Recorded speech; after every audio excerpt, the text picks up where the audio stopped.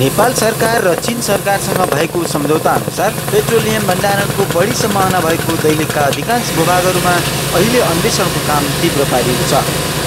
दैलेख सदरमुकामका पूर्वी, पश्चिमी, उत्तरी र दक्षिणी सबै भूभागका अग्ला र होचा स्थानहरूमा विभिन्न अन्वेषणका कामहरू सुरु गरिएका छन्। विभिन्न भूभागको माटो परीक्षणसँगै जमिनभित्रको अवस्था विश्लेषण गर्ने काम समेत सुरु गरिएको छ। अन्वेषणका लागि आवश्यक पर्ने सामानसँगै चीनको अन्वेषण टोली र अन्य कामदार बस्ने क्याम्प समेत निर्माण भइसकेको छ। डुङ्गेश्वर गाउँपालिका वडा नम्बर 1 को चुब्रा बजार नजिक क्याम्प निर्माणसँगै सामानहरू ल्याउने क्रम बढेको छ।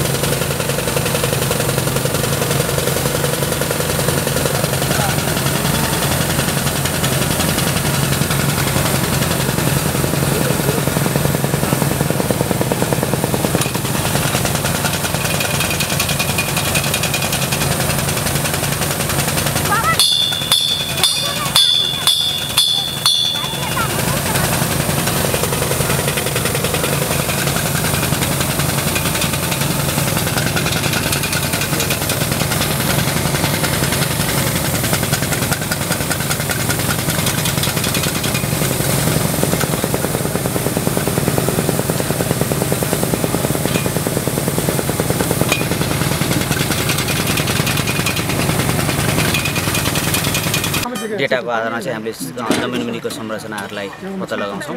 र अब यसको तयारी करिब पुरा भइसक्यो र त्यस्तै अरू 3टा सर्वेहरूको कामहरू चाहिँ निकै प्रोग्रेसमा गइसकेका छन्। पेट्रोलियम जियोलोजिकल सर्वे 2 हप्ताभन्दा बढी भइसक्यो सुरु भएको। यस्तै यो जस्तै भूभौतिक सर्वे अर्को म्याग्नेटोलजिकल मेथडबाट गरिन्छ र त्यसको पनि कामहरू 10 दिन जति भइसक्यो त्यसको सुरु भएको र अर्को एउटा जियोकेमिकल स्याम्पलिङ भन्ने कार्य हुन्छ। यही ओभरअल यो प्रोजेक्ट अन्तर्गत 4वटा मध्येको एउटा जियोकेमिकल अनि त्यसको पनि विभिन्न ठाउँहरूमा माटो तथा ढुङ्गाहरूको नमुनाहरू सङ्कलन गर्ने कार्य गरिन्छ।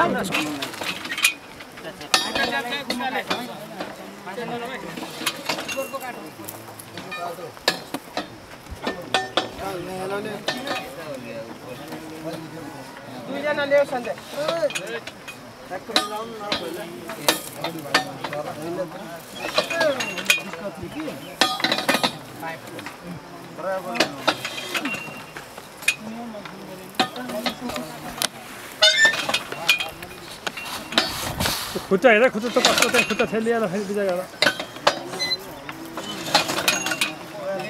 अलि उताबाट नपेल्नु है यताबाट पेल्नु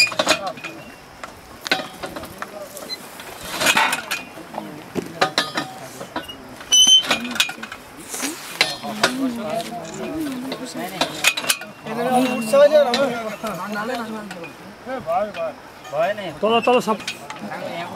यता र उतापट्टि धक्का गर्दा बाबु अलिकति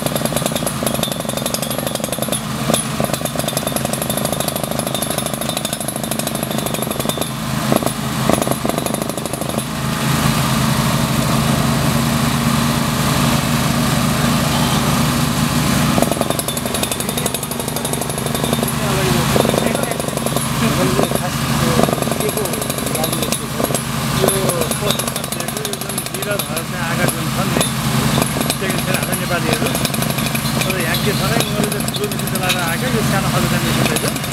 त्यही भएर डाइरेक्टै उनीहरूलाई चाहिँ पोइजन दिएको चाहिँ छैन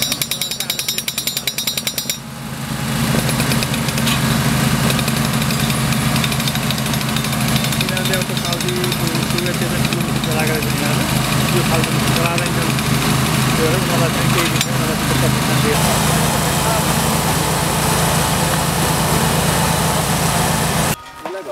भैँसी किलो हाल्ने बनाउनु पर्छ भैँसीलाई लगेर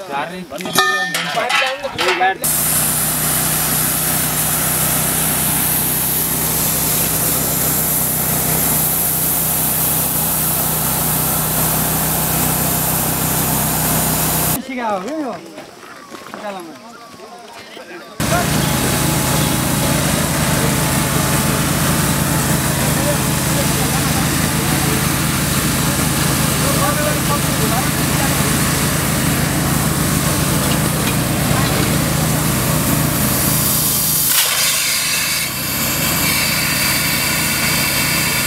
निकाल्न लगा है किन सत्तो निकाल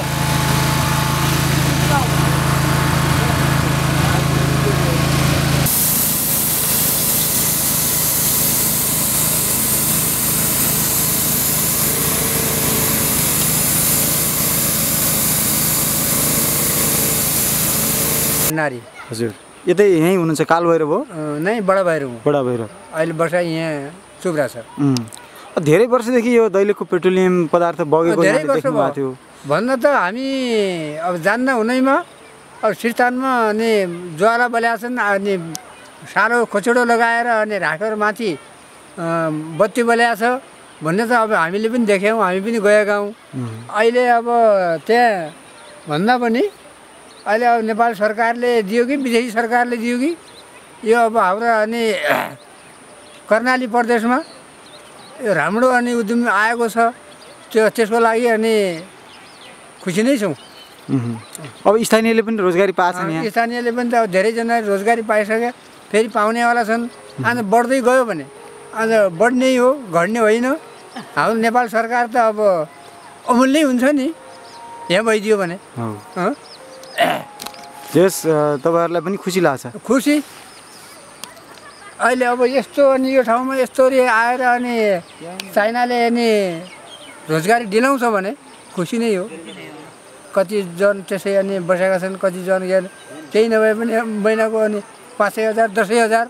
15,000 जे पनि चामल खाने त हुन्छ चामल खाने कपडा लाउने त हुन्छ त्यो खुसी नै छौँ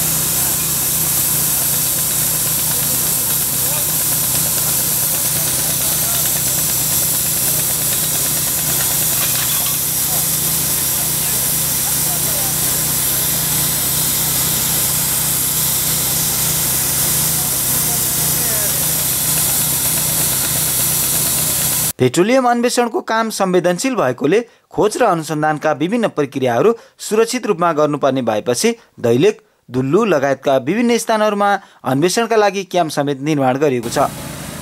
यसपालिको अन्वेषणबाट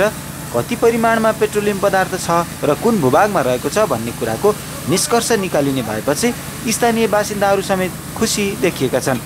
यसपालि जमिनको 5 किलोमिटर मुनिसम्म ड्रिलिङ गरिनेछ। पेट्रोलियम पदार्थको भण्डारण र परिणाम पत्ता लगाउन यो कार्यले सजिलो हुनेछ। सोही अनुसार अहिले अनुसन्धान